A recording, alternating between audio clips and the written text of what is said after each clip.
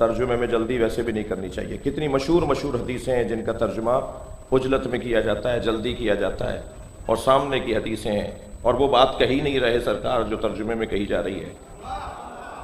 मसलन इन्नल हसन वल हुसैन सैयदा शबाब अहलिल जन्ना, तर्जुमा हमारे यहाँ किया जाता है हसन हुसैन जवानाने जन्नत के सरदार हैं। तर्जुमा गलत है। सरकार ने कब फरमाया है कि हसन हुसैन जवानाने जन्नत के सरदार हैं? तर्जुमा ठीक करें ना, बहुत सामने की अरबी है, सादी जबान में नबी ने बात की है। हजरत फरमाया इन्नल हसन वल हुसैन सैयदा शबाब अहलिल जन्ना, हसन हुसैन जवानाने जन्नत के सरदार हैं। ये तर्जुमा ठीक नहीं है। क्या सही है?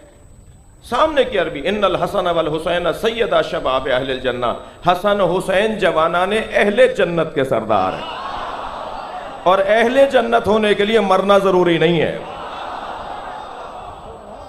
इसी दुनिया में अहले जन्नत बन जाओ, हसनैन तुम्हारे सरदार हैं।